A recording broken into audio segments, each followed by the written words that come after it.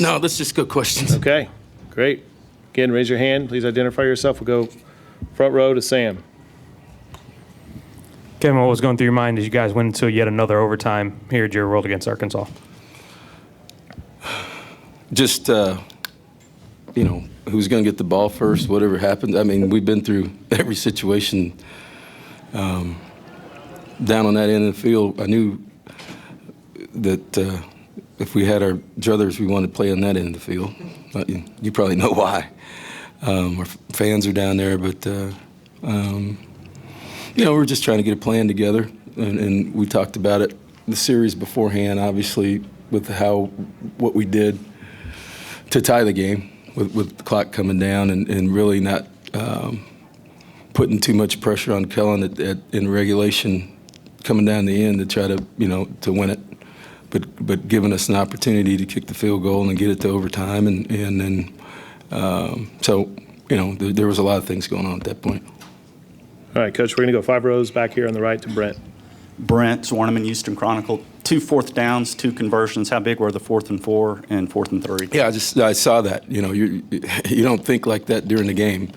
You think about the situation during the game, and we did convert those 2 fourth downs, which turned into positive things for us. So obviously they were big because of the points that came off of them. And also, based on where you're on the field, you're kind of in no man's land, and they're around 35 to, can the camera, is he, do you want to kick it from 53? The trajectory is a lot different with a distance kick and where we were in the game.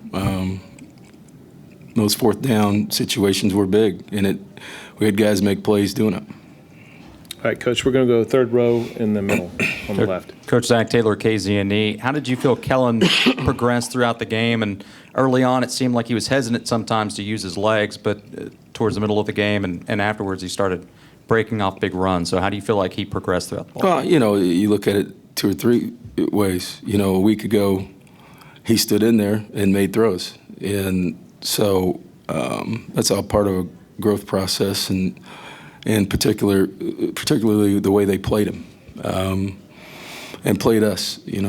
They had a max coverage a lot with droppers underneath. After we took some of the easy throws into the boundary to Jamon.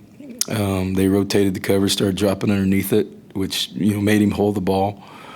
Started moving guys around a little bit, and then on 3rd and long yardage, they were maximizing coverage again. And so what looked easy to some people, with sometimes a 3 and 4 man rush, sometimes as a quarterback, it looks like they're playing with 15 instead of 11 with all the droppers. So, with that, he was able to do some things that he probably wasn't comfortable with, like you said, and then we had to get a plan together that could settle him down and give us an opportunity on 3rd and medium to make some first downs by running the ball some more into that coverage. Then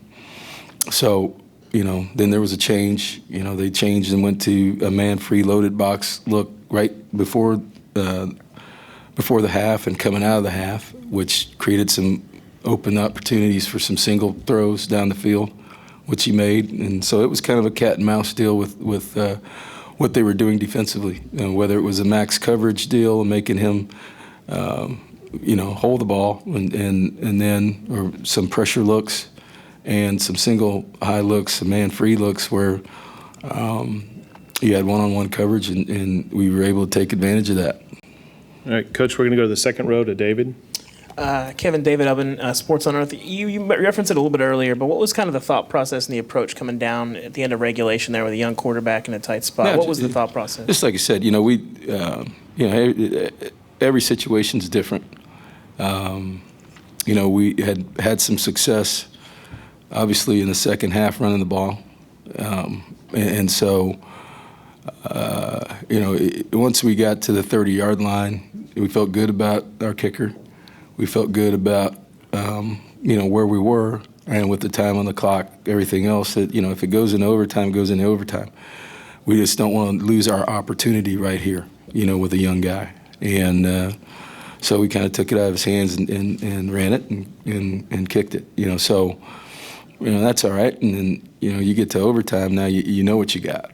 And particularly when you go first, you want to score a touchdown, and that was probably his best throw he's made this year in the tight window and the corner out to Christian. So, that was really the thought process. All right, Coach, we're going to go all the way in the back to Daryl. Coach Daryl Bruffett with KBTX Sports. Can you talk a little bit about the number of big plays in this game, and then if you have to give away a game ball, who would that go to? I don't know. We just talked about it. In a game like this, it takes all phases. It takes. This is the first time we didn't win the turnover battle, right? We were tied, but Armani coming up at the end and our defense hanging in there and then giving up. I mean, it was a crazy game, but defensively made enough plays. Offensively, score that many points. There's some good and bad with both sides. And then special teams wise, it was a struggle early. They had a good plan. They had an extra week. They were spraying the ball all over the place, kicking it. They had a great plan on punt.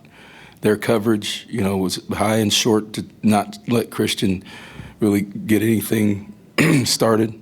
But come up with the kick return at that time was a big play. So, you don't win a game like this based on one side of the ball. You win a game like this based on all three phases having to make plays at critical times. So that's a team win. Coach, we're going to go front row to Olin. Yeah, Olin Buchanan, Texags. Coach, you're down 2 touchdowns. You get a bad call that takes a touchdown away. Got a young team. You've talked about that. Did you sense some frustration or anything with your team, and did you feel the need to have to say anything to calm them? And how does a coach stay calm in a game like that? As opposed to you? I'm just kidding, Olin. No, it's in these type of games, particularly with young players, I think I just said it on the radio that it's also up to the older, more veteran players on the field.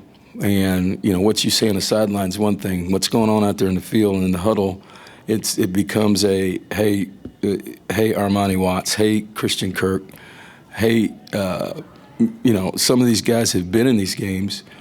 You get those guys together. It's not in talking to everybody at that time. It doesn't happen until you get them at halftime. But I think it is important that the message and the mood is conveyed to the leaders of the team, the guys who are on the field, the veteran guys that understand and have been through games like this. And so, to answer your question, it wasn't about talking to everybody. But it is about talking to coaches and how they talk to players on the sideline. But it's more about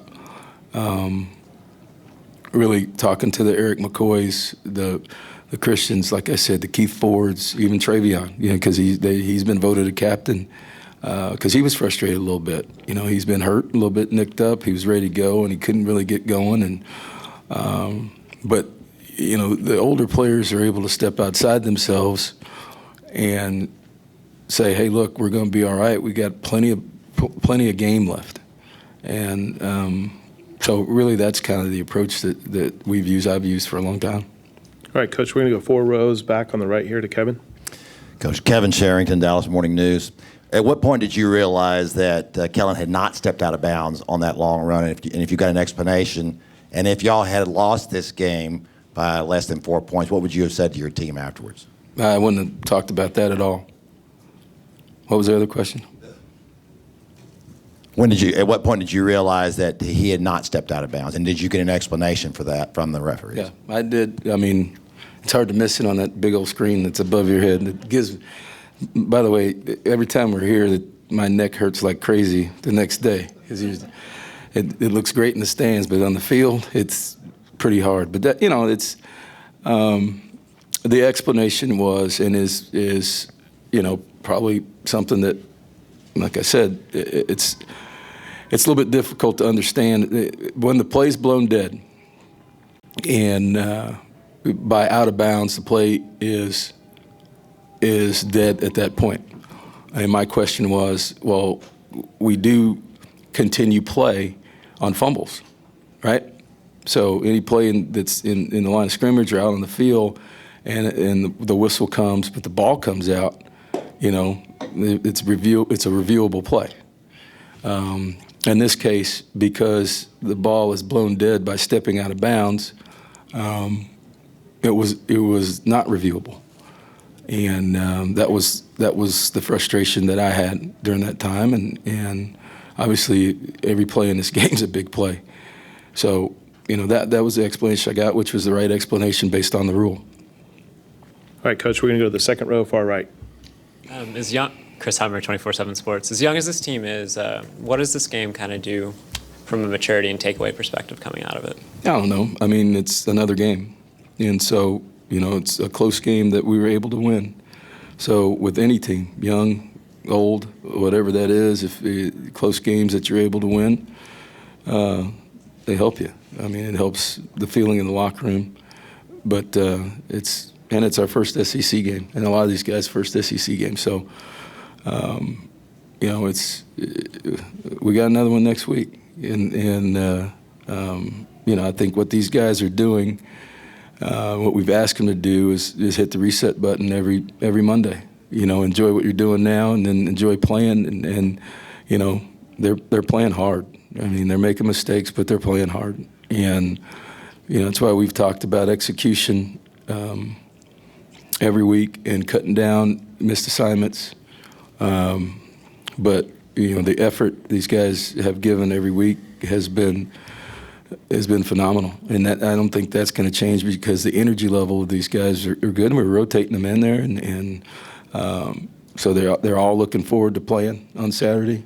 I think that's helped our energy level, but we've got to just, as we just talked about, we just got to get better every week, and if we do that, then we're going to be just fine. All right, Coach, we're going to go front row here on the left. Sam Conn, ESPN.com. Did Brett Bielema have any choice words for you after this one? No, we didn't say much. So, we talked before the game, and so it's a tough one. It's just when somebody's got to win those games, and that's but. Our conversations are a little bit different. And for the record, I didn't bring that up. He did at first, so I had to respond and make sure that was what he said. So to corroborate the story because he brought it up. So what coaches talk about after the game can be anything, but it's not really that big a deal. A quick follow up. Given what you guys endured at the start of the season and now sitting here at 3-1, how do you feel about your team? Oh, I mean, just like I said, today was for a lot of these guys their first SEC game on a big stage in a big venue. First game on TV this morning. So for these guys to handle that, we're out of the hotel this morning at 8-something, eating pregame meal. 7-something this morning,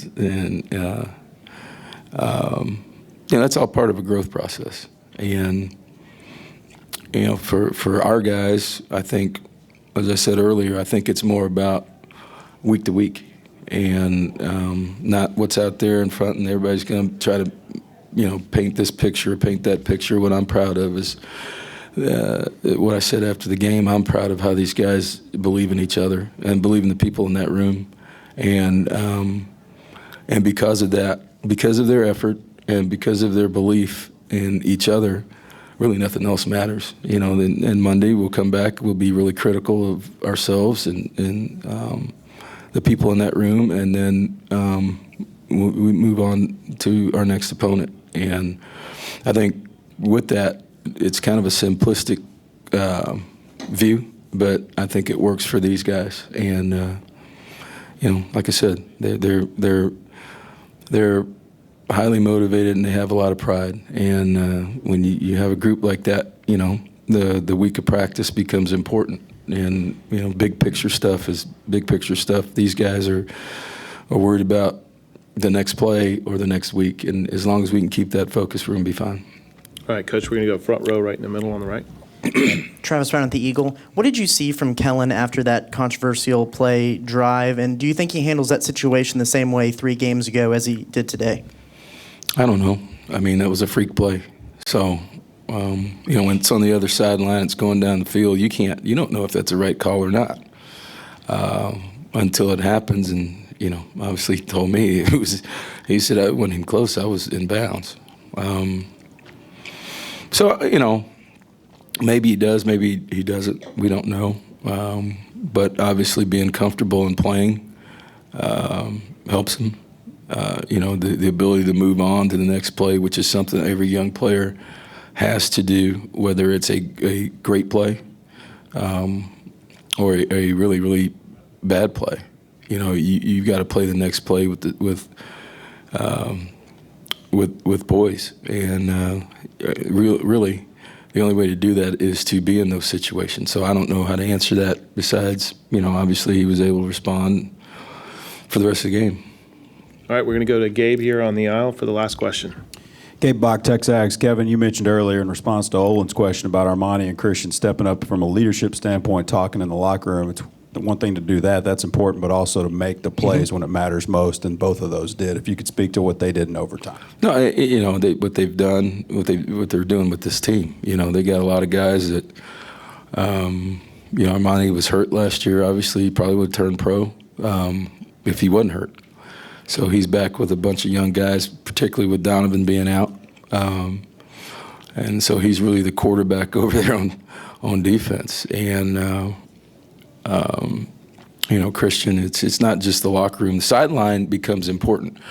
I think maybe, I may have kind of screwed you up a little bit. What I said was, in situations like that, you try to get to the leaders of your team and guys that have been through that, have been poised and on the sideline to be able to talk to guys, so they're not rattled or wide-eyed or things like that, because they've been through that. And then, you talk to them about, hey, look, you've been here. Just talking's not enough. You need to make some plays and lead us. And, those guys did that. And just like I told Christian, that's what big-time guys do. They don't just talk about it. You get the opportunity to do something about it, you do it. And obviously those guys did it, down the stretch. All right, Coach. Thank you very much.